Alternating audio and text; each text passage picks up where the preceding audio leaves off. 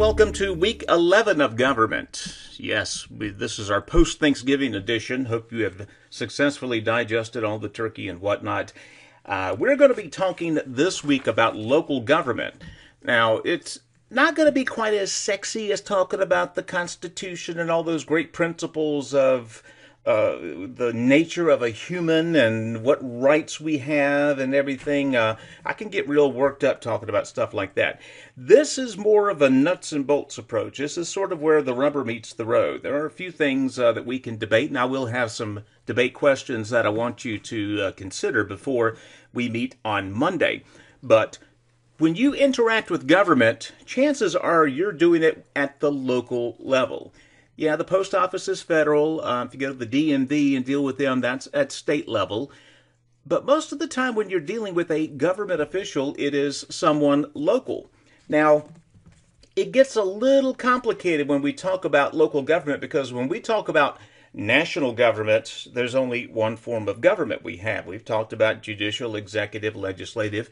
All of those elements are present at the local government level, but there are just little differences. There are thousands of local governments throughout the nation, and I don't want to say each one of them is a little different, but when you look at them, you'll find just little differences, and sometimes some very significant differences, based mostly on the population, but also on the particular areas that a locality governs. Locality is a fancy word for local government, defined geographical area and whatnot. Quick history. Again, most of what we have in terms of government came from England. The concept of local government did as well. Before the Norman invasion, the Anglo-Saxons back in 5th through 8th centuries AD divided their kingdoms up, the kings did, into what was called shires, where they could send representatives out to each of these shires to represent the crown. The peace officer, who was also the tax collector for these regions, was called the reeve. In the Norman conquest of England in 1066, they introduced a few French terms, but the shire reeve became the sheriff.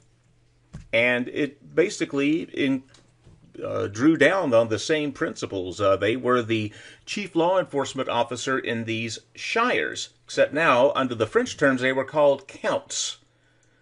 In the U.S., we call them counties. We'll get to all this in a second. Each of the shires had, just the basic bare bones. We mentioned the sheriff, who was also usually the tax collector. There was a justice of the peace. So we're seeing, divided government already forming. When the English settlers came to America, they broke down local government in the way that they had known in England. They divided the colonies into counties, and the county is a basic unit of government of local government in the United States. Complicating all this is here in Virginia. Yes, we have counties in Virginia, but we also have what's called independent cities. We have cities that are their own county, so to speak. You look at this map, Pittsylvania County is the large geographical area here. Incidentally, if you didn't know, Pittsylvania County is the largest by land county in the state. But down here in the south, we see little old Danville. You would think Danville, because of this, is part of Pittsylvania County. And if we were in any other state, that would be the case, but we're not. Great cities are part of counties. If you get arrested in downtown Los Angeles, you don't go to Los Angeles City Court or jail. You go to the LA County Jail. If you're paying your property tax in person in the city of Miami, you don't go to Miami assessor, you go to the Dade County assessor. Chicago is part of Cook County. New York is part of New York County. Again, these great cities with millions and millions of people don't have their own court system. They don't have a lot of the things that the county has. They're considered part of the county, which is fine. I mean, it works for 49 of the states, but here in Virginia, we got to be different. So, in the city of Danville and in the surrounding Pittsylvania County, both of those governments offer the same services. You'll find sheriff's departments in both. You'll find courts in both, school systems in both, clerks of court in both, commonwealth's attorneys in both, commissioner of revenues in both. they have to provide the same things. Now, in Virginia, again, if you're not a city, if you're a town like South Boston is, there is no South Boston Circuit Court. There is no South Boston school system. There is no South Boston Commonwealth's Attorney. There was until 25 years ago when they reverted. We'll talk about that later. So in Virginia, the system is a little bit different. In every other state, the county is the basic form of local government. But in Virginia, we have both counties and independent cities that are the basis for local government. Again, it's a little bit complicated with us, but again, just imagine the independent cities in Virginia as counties, and it'll be mostly the same thing. As states formed and they got a little bigger, state governments in these cases set up little counties to make local governance, that is, reaching out to the people there, a little bit easier. Right now, there are 3,141 counties or county equivalents in the U.S. Just for your information, in Louisiana, they choose to call them parishes. They're still counties. In Alaska, they're called boroughs. Still counties, basically, for a purpose of local government. The entire state of Delaware has only 3 counties. Texas has 254. Yes, Texas is a heck of a lot bigger than Delaware. But again, that is the basic unit of local government. The smallest geographic county in the U.S. is actually Arlington County, Virginia, but it's also very heavily populated. It's densely populated. It's right outside of Washington, D.C. The city or town in which the county courthouse is located is called the county seat. Usually it's centrally located. Usually it's the largest city in a county. So yeah, even though there is no Miami Circuit Court, Dade County Circuit Court is in Miami. Miami is the county seat of Dade County. In Pittsylvania County, our county seat is Chatham. That's where the Pittsylvania County Courthouse is, where the Sheriff's Department is, where all the county offices are, in Chatham. Again, good centrally located area, and it is called the county seat.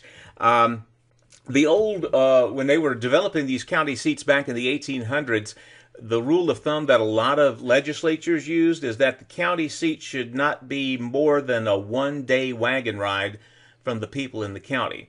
So as the state got bigger, some of these, well, it's more than a wagon ride, they just carved out a different county. So that was kind of the rule of thumb that they used back then. That wasn't a hard, fast rule, but anyway, currently, all county governments take one of 3 forms. I'm not going to dwell a lot on this. I will tell you the forms that we utilize here in Danville in Pennsylvania County, but suffice to say that local governments take on many forms in terms of, what's their equivalent of Congress? What's their equivalent of the presidency? What's their, equivalent of other things that we have talked about at the national level? There are some localities that are governed by just a governing council. They're called the commissioners in some cases, aldermen, supervisors. Again, you got all kinds of different names. But a lot of counties are judged, and cities have as their main legislative unit an elected panel of people. In Danville, that is Danville City Council. In Pittsylvania County, it is the Pittsylvania County Board of Supervisors. Each of these counties and cities has what's called a charter, which is like a little mini constitution. It has to be approved by the state, and the locality can't really change their charter. In any case, in all 50 states, the state has to change that charter. So if Danville City Council wanted to go from, say, 9 to 13 members, they couldn't vote on it here at Danville City Council chambers. They would have to go to the Virginia General Assembly to do something like that. So, anyway, for a small portion of these counties and cities, that governing council is all they have. They choose from among themselves a mayor or a chief commissioner or a chairman to act as sort of the mayor. So quite a few of those work that way. Now this panel, of course, works to enact new laws. Biggest thing they do is draw up a budget and for basic local services and whatnot. The most common form today for larger localities is called the council manager model. And we have that in Danville and in Pittsylvania County. Just for an example, Danville City Council has 9 members. Those 9 members choose a mayor of Danville. But unlike the mayor of New York or Chicago or other big cities, mayor of Danville is a largely ceremonial position. You do have certain authority as mayor. Of course, you are the face of the city, Mayor Alonzo Jones now. You do chair the meetings of Danville City Council. You do have power of certain appointments and whatnot. There is some power to being the mayor. But the day-to-day governance of the city, running it on a constant basis, on a full-time basis, is not the mayor's job in Danville. It is in New York. It is in a lot of other major American cities. But in Danville, that duty falls to a city manager. The city manager, in our case, Ken Larkin, is hired by Danville City Council as a special employee. He's not considered a city employee. He's considered a council employee. The city attorney, my buddy Clark Whitfield, and some of you know him, is also a city council employee, not considered a city worker per se. But the day-to-day governance of the city of Danville falls on the city manager, not the mayor of Danville. The city manager oversees all of Danville's departments and boards. The city manager has power over the budget. The city manager is where the buck stops. Now, the city manager cannot vote in a city council meeting. They cannot introduce proposals. He has, recommendations, obviously, but he does not have a vote on city council. He or she is the manager, the day-to-day leader of the city. Now, you can imagine in New York, where the city manager's duties we have in Danville falls on the mayor. You're talking about a city of 8+ million people. That mayor has a lot of power. They control the day-to-day operations of the largest city in the United States. Yeah, that is a lot of authority. Los Angeles, Chicago, all of your major cities have mayors that are also the managers of those cities. And they are popularly elected. Again, here in Danville, the mayor is not popularly elected. They are popularly elected to city council, but not as mayor. The mayor is chosen by the 9 members of Danville City Council. It gets a little confusing here, I understand, but basically remember that Danville and Pittsylvania County have the council manager form of local government. Council manager. In Pittsylvania County, they don't have a city council. They don't have a county council. They call it the County Board of Supervisors. That's uniform across Virginia. All of Virginia's counties are governed by boards of supervisors. And from among the Board of Supervisors, they choose, in this case 7 of them in Pittsylvania County, they will choose a chairman of the County Board of Supervisors. Much like the mayor of Danville, that county chairman has largely ceremonial powers. They do preside over Board of Supervisors meetings. They, of course, in many cases are the public face of the county. But the day-to-day governance of Pittsylvania County falls to a county administrator, much like the city manager of Danville. Same position, just different titles. City manager, county administrator. And again, the county administrator cannot vote in the Board of Supervisors meetings. This is the council manager form of government, and it is most popular with smaller localities. Large localities like to have the mayor be popularly elected and be the day-to-day manager of that city. The model doesn't work quite as well when you get to a smaller city. A lot of abuse can occur. It's nice to have an independent person who's been trained all of their life in urban planning or county planning, what have you. So anyway, council manager is the form that we have. Within each locality, depending upon their size, there are any number of services that the government will take hold of. Here is the list of boards and commissions, for example, in the city of Danville. These are panels that meet. They're appointed by Danville City Council. They meet periodically and decide issues that then could potentially go to City Council. They don't have the power to make law like City Council does. And these, if you remember how Congress has committees and subcommittees, this is kind of the way it acts for the city of Danville. Here's Pittsylvania County's boards and services, and also I'm going to show you here in a minute a slide of Pittsylvania County's departments. Again, kind of a broad listing of the services that government provides in Pittsylvania County. If you lived in Los Angeles County, which has 20 million people, you're going to see a wider variety of services than you are in Pittsylvania County, which has about 100,000 people, give or take. And that's, again, makes sense. If you go to Target, you're going to see a wider variety of items than if you go to Dollar General, bigger store, more shoppers, etc. And of course, among the duties that we have decided sort of as a people that government should take over, and it should be at the local level, is education. That's probably the most conspicuous example of local government power.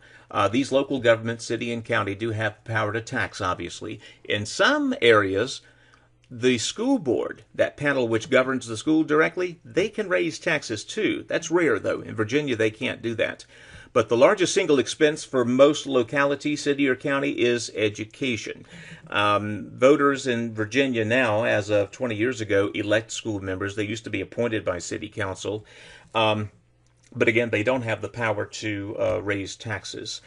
There is one other level of government that we do have in Pittsylvania County called the township government. That's a government of a town, separate from a county and not quite as big as a city. Governments, we have town governments in Chatham, Gretna, and Hurt, but they are still considered part of Pittsylvania County. Much like Virginia is part of the United States, Chatham, the town, is part of Pittsylvania County. So you have a Chatham town manager who looks after solely affairs within Chatham. You have a Chatham Town Council that is focused mostly on town affairs. Again, Chatham only has a couple of thousand people, so they're not going to offer all the services that the city of Danville is going to offer. Mostly at the local, the town level, they do have a tax. Mostly at the town level is where water and sewer services are provided. Not always, but quite often. Libraries are maintained. They do have their own building codes, which we'll talk about in a minute. But yeah, the township government is usually smaller than what we call cities, but they are not independent cities here in Virginia. Chatham, Gretna, and Hurt are not independent cities. They're part of Pennsylvania County, but within their borders, their little bitty borders, they do have some autonomy. Governing a city, or a county in this case, we'll just, I'm going to probably split that up. Again, it's so complicated here in Virginia. Why did we have to make it so complicated? Anyway, that having been said, when I talk about local government, it could be either city or county. In terms of governance, the needs of cities and counties all across America are very, very different. Thank God we don't have a one-size-fits-all approach. The same governing structure that works well for New York City is not going to work for Gretna. They have different sizes, different mores, different values, different geographical locations, different expectations. So we don't have one broad template for local government, except that they do have to swear fealty to the Constitution. Any local, town, state official, before they take their job as an official, not just the rank and file, but they do have to recognize that the Constitution is the ultimate authoritative body. Again, in Los Angeles County, as big as they are, they don't have to spend a dime on snow removal, obviously. In Macataw, Minnesota, about 50% of their budget is snow and ice removal. So again, different expectations. Once upon a time in the United States, most people lived in rural areas. That has been changing for a century, and it has really, really been changing in the last generation. Today, 63% of the people in the U.S., nearly two-thirds, live in incorporated areas like cities or towns or suburbs that are areas that are incorporated that have their own very local government. Governments at the city and county level are dependent upon the state government. A lot of their funding comes from state collection of taxes. They have to carry out duties a little differently, again, based upon the county's or city's needs. We've already mentioned the fact that Danville is governed by a city council, Pittsylvania County by the Board of Supervisors, and we've had a look at some of the broad services that they offer. The basic forms of city government can have a whole lot of variations, like we said, but most all of them there has to be a democratic element to it, again, as per the Constitution. We've mentioned the fact that Danville's mayor is and the Pittsylvania County's chair of the Board of Supervisors are largely ceremonial positions. In some cases, you will have a consolidated city-county government when they decide that's not that would be better.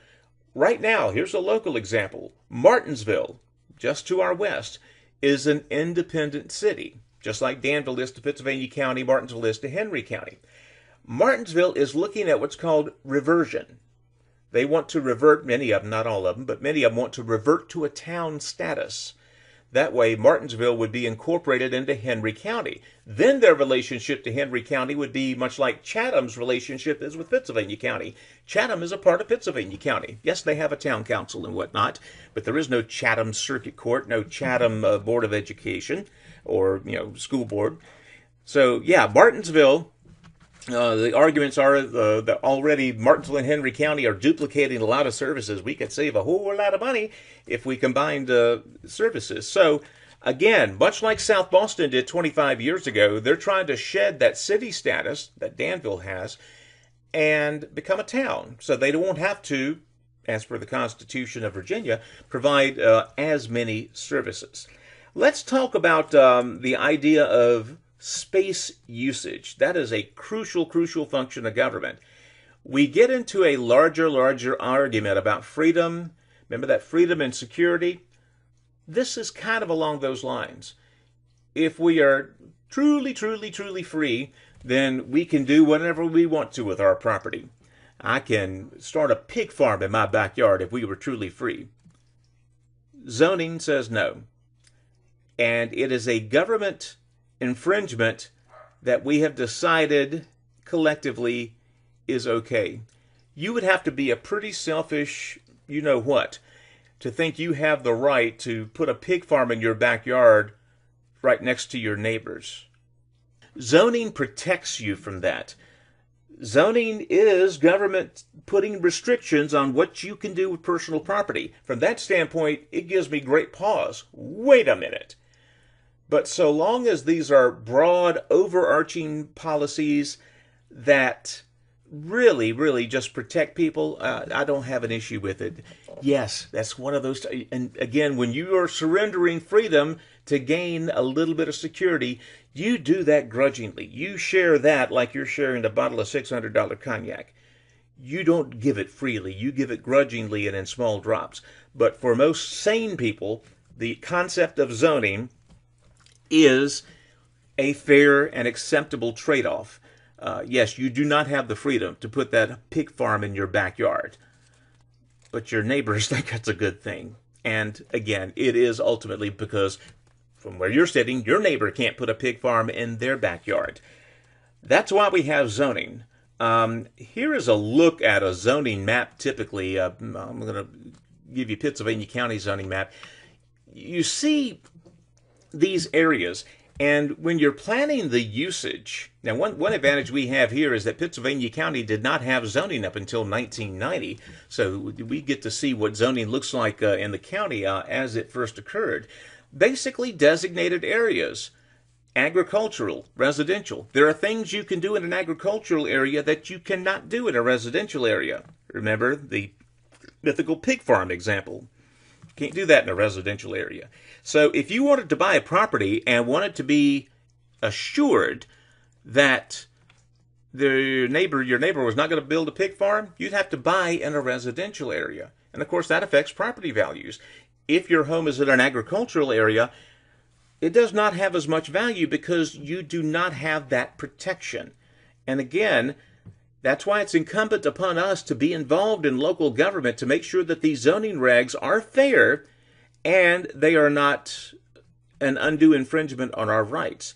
Unfortunately, sometimes urban governments, city governments in particular, pass confusing zoning ordinances or self-contradictory zoning ordinances, and the victim is not only that security that you wanted, but that freedom that we all expect to some degree. That's why we have to be very involved at the local level and make sure that this local government, if they are going to protect us with zoning, make sure that they protect us and are not unduly taking our freedom away. I'll ask you about that in class. What is your idea about a government, in this case Danville or Pittsylvania County's, ability to tell you what you can and cannot do with your property? On the whole, is that a good thing? Is it a bad thing? If so, where do we draw that line from reasonable protection to that's too much?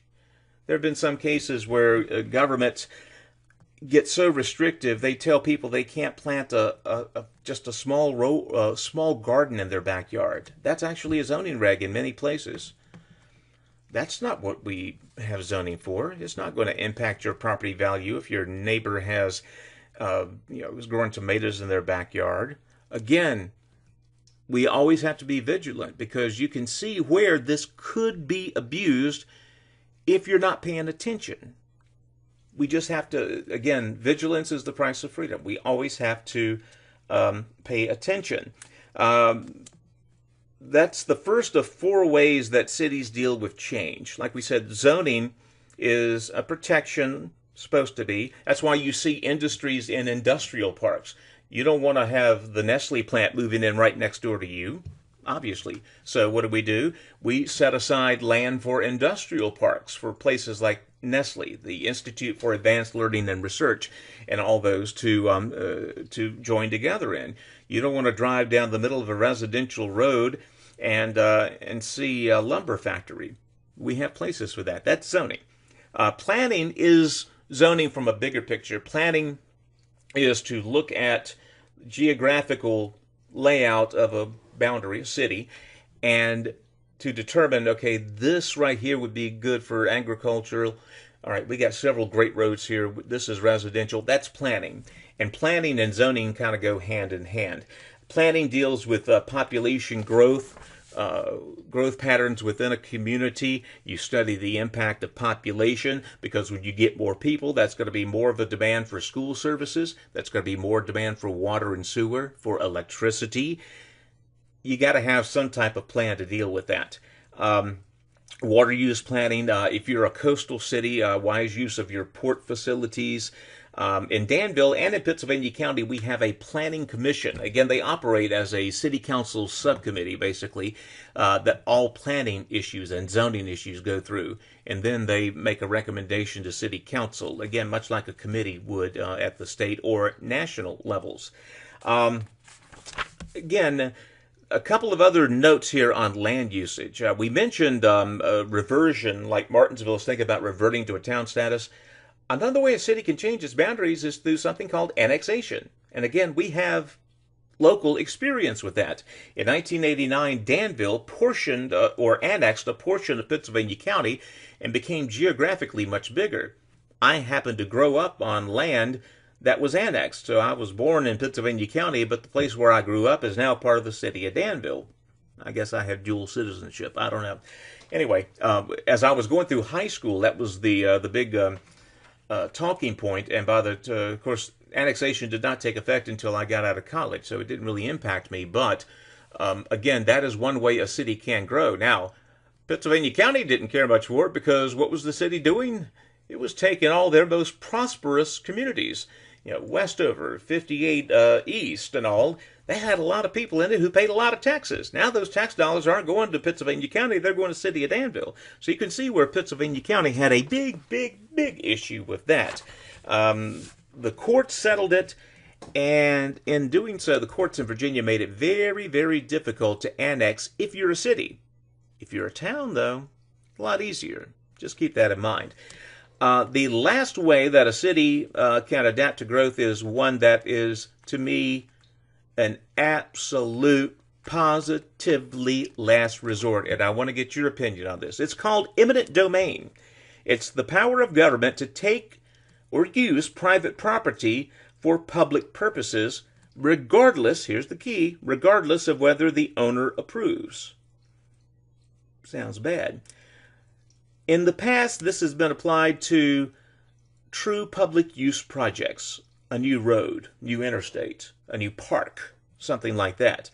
The government, by law, and there are all different laws in each state that deal with eminent domain. Again, this is not a national thing. 10th Amendment says this is for the states. Eminent domain has rules that it must follow. In every case, the government, if they're going to take even just a quarter acre of your property, they have to pay you fair market value for that, if it's eminent domain. The big problem, Kelo versus State of Connecticut, a court case decided just a decade ago, greatly expanded the possible use of eminent domain. How? Here's how. Like I said, in the past, eminent domain had been used to build truly public projects. We all use roads, we all use parks, etc. In this case, in the Kelo case, the land in question would have been used for a mall, basically, I should say, an industrial park. Well, if you're the city there, and you're looking at this land here, boy, we would get a whole lot of tax dollars if Company X would move their industrial plant right here. Yeah, I know these guys own the property. The heck with them. We're going to condemn that property and put in the industrial park. The case got to the Supreme Court, and the Supreme Court amazingly ruled that for public use could be expanded to public benefit. Their argument was it's a public benefit. If the county gets more money from this land because of the industrial taxes, machinery and tools taxes and all that this company would pay, it would generate more income for us than it would as a residential neighborhood. You can see where that could be expanded. That definition for the public good could be expanded to just about anything. The Kelo decision was another distasteful moment for the U.S. Supreme Court. Fortunately, it did spur action. 45 of the 50 states now have eminent domain laws that do not allow for public use. So in this case, the Supreme Court, while their ruling was distasteful, it did prompt governments to do it the right way. You address this with law. And the law in 45 out of 50 states has been changed to where you cannot condemn property for a public good project. It's got to be public use. It can't be some private industry that will increase the tax base. It's got to be some true public project. So, yeah, that was a terrible decision, but it was good in that it got the problem solved legislatively for the most part. I want, if you're watching this and you don't always read the book, I do want you to read Lesson 54. It is a very, very good study of what happens, the challenges that's presented to a government when the population expands very, very quickly. The example is Williston, North Dakota. Very small town in the northwestern part of North Dakota, near Montana, only 60 miles away from Canada. Most of the time it was just your sleepy western community with only a couple of thousand people, mostly tourists who were going hiking in the mountains and whatnot. Well, they found oil there. We like oil. And science caught up with it to develop the technique of drilling called fracking, where they could get basically more oil with less environmental damage. The 1990 census showed Williston's population at 13,000. By 2000, they had dropped to 12,500. 15 years later, let me get this right. In 2010, they were 14,716 people in Williston. 5 years later, that population was 24,000. They had nearly doubled their population in just 5 years. Why? They found out that the oil reserves there were much deeper than they thought. And so the companies that were in charge of fracking, they said, oh God, we got to have more workers here. So they hired lots of workers. They built up these temporary housing units for them all over town. Well, if you're managing the government of Williston, North Dakota, all of a sudden you've got a lot more people that need energy. They need water. They need sewer. They need schools. They need stores. They need those city services. Well, your city had been bracing for this many people. Now you got this many people. Oh my gosh, what do you do? Williston and Read 54. I'm not going to go into the details, but it's a very, very good case study in what happens. All localities want growth. They want to grow the tax base. They want to attract more people there. Well, what happens when it happens too quickly?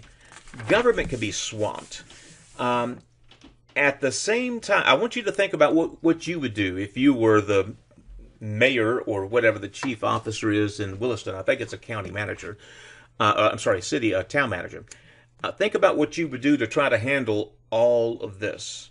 Because not long after that increase we talked about in 2015, oil prices fell and the demand went down.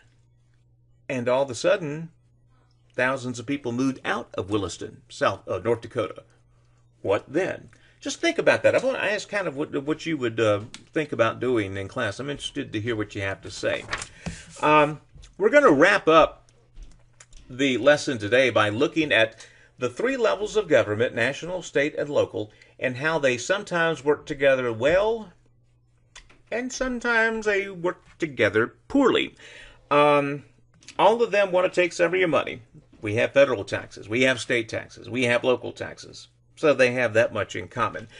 Their relationship is governed by Article 6 of the Constitution. Federal, state, and local officials, we mentioned this earlier, all shall be bound by oath or affirmation to support the Constitution. That ties them all together. It makes sense. You remember the old Articles of Confederation did not work because it made the federal government darn near non-existent. There were states, even after the Constitution, who wanted to have the power to nullify a federal law if they thought it was unconstitutional. Well, Marbury versus Madison established the idea that only the Supreme Court can determine if something is constitutional, and states were dissuaded mightily from nullifying a law. Again, little conflict. There's always going to be some conflict between these three different levels of government to some degrees. President Thomas Jefferson's Embargo Act in 1802, it was meant to punish the Brits over here. Well, it punished the coastal cities too because they were not collecting the trade money that they were too. So, yes, federal decisions can have harmful impacts on states. State decisions can have harmful impacts on localities. There are positive ways where the federal government interacts with local. The post office. Every incorporated inch of the United States has a post office. Even if you're Ocopee, Florida. Yes, this massive building right here is a federal installation, believe it or not. It's the post office of Ocopee, Florida. Very, very small town with a small post office to match. But yes, that is the federal government's presence in Ocopee, Florida. And that is part of the drill. I mean, again, that is a federal outreach. In 1913, the Congress decided to reach out further with the post office and establish what they called RFD, Rural Free Delivery. It established rural routes that delivered mail to all these farm homes. Back in the day, before RFD, if you lived out in the boondocks, you'd have to drive into town to collect your mail. Well, sometimes that was a day's wagon ride, and so you didn't want to come every single day just to check your mail. You would do it once a week, once every other week or so. Mail would pile up. Okay, let's establish these RFDs to get mail actually to the door of these farmsteads. Federal government began reaching out in other ways as well. Again, the size of the U.S. grew from this in the colonial period to this 100 years later. We're trying to physically reach out to people that are living in a very, very large nation.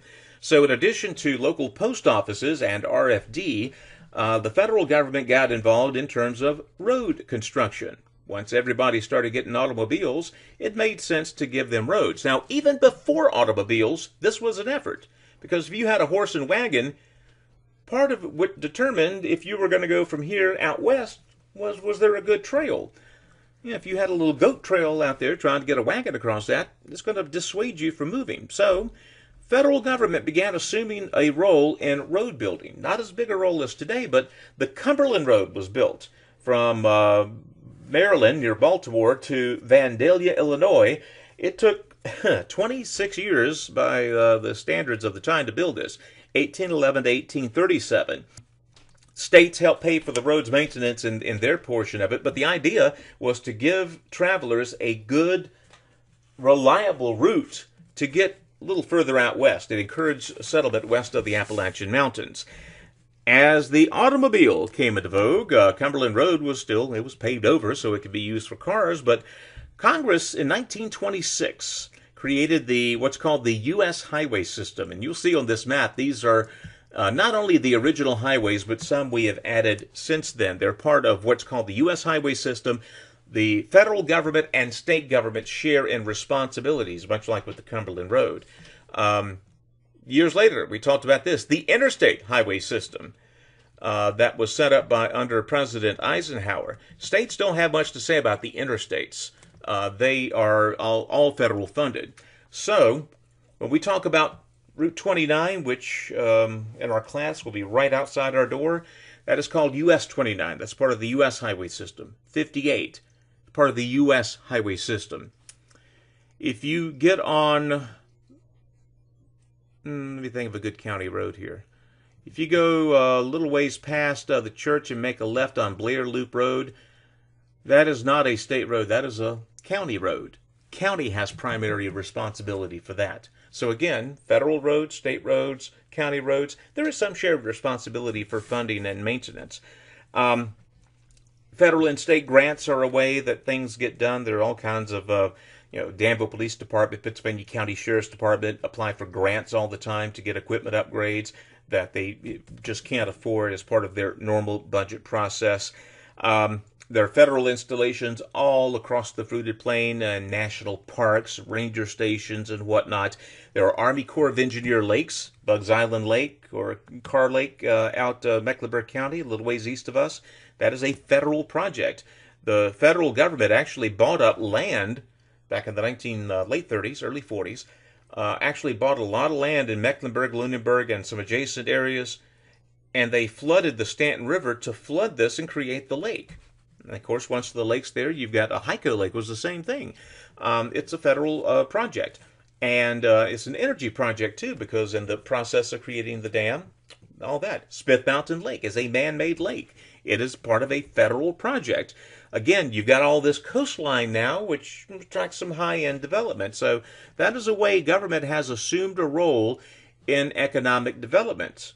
There are, of course, forces of conflict between federal, state, local government as well.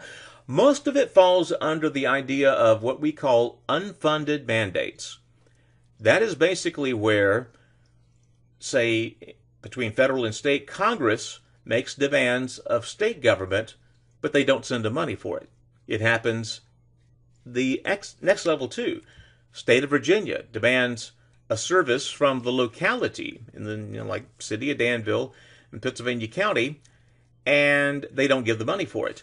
This has happened many times. I remember several years ago, really when some environmental regs were being stiffened, the state of Virginia required a locality like Danville, which operates its own water system, and if we draw water from a river, which we do, the Dan River, at one point they mandated that the water we put back into the river after we've used it be cleaner than it was when we took it out of the water. The science that makes that possible is very, very expensive. To discharge the water in the same shape is one thing, but it apparently costs a whole lot of money to make the water measurably cleaner. They're putting the city in the business of cleaning water, essentially. And of course, this mandate came without any money to do this with.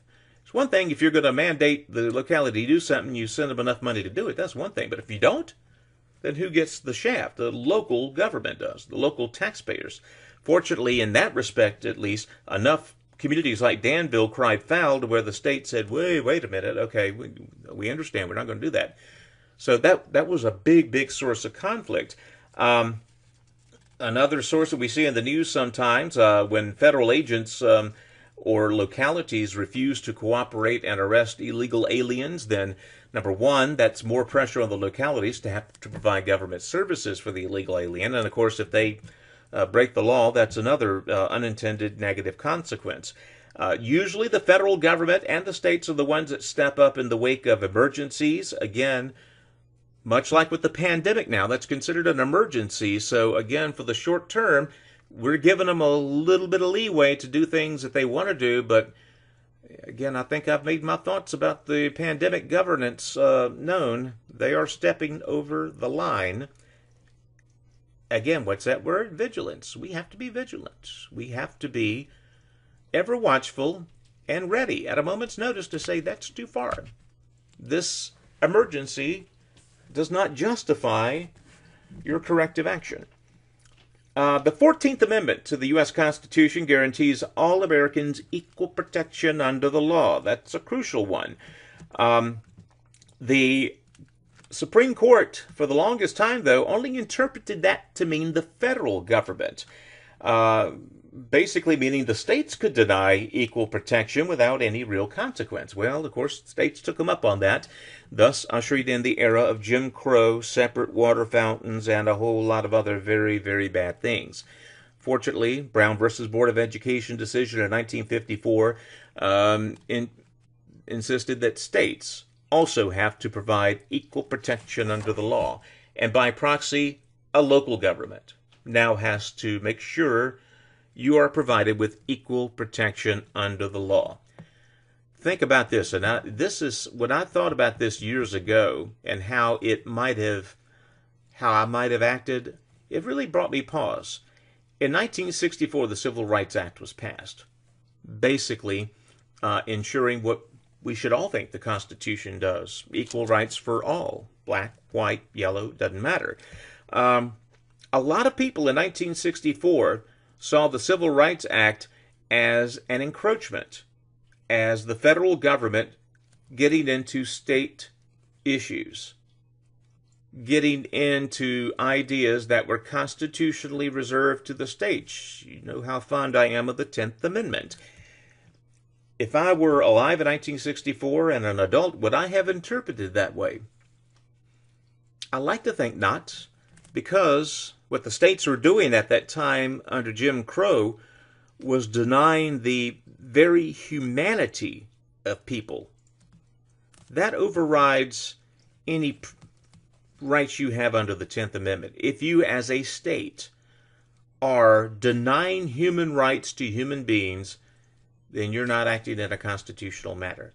But still, when I looked at that interpretation of the 64 Civil Rights Act, and a lot of people saw it as the federal government intruding on states' rights, I can see where the argument would be, but I would hope that I would have the common sense to say, no, this state is denying a human being human rights. That don't apply. You got to stop doing that. United States is an excellent system of government. We have remained basically unchanged, structurally speaking, since the Constitution was adopted in 1787. Founders showed a lot of wisdom in delegating powers to states, in reserving powers for the federal government, and we can see the wisdom of this arrangement. It's not perfect. Nothing run by men is going to be perfect, I promise you. But if these three areas of government, federal, state, and local, are acting in concert, the government can do a lot of good. And by say a lot of good, by setting the stage for us as individuals to be the best we can be at whatever we want to be. But again, I'm always go back to this. We got to be vigilant, because there are always bad actors out there who want to use government for their individual benefit and not for everyone's individual benefit. Anyway, we did get passionate about a few things today, didn't we?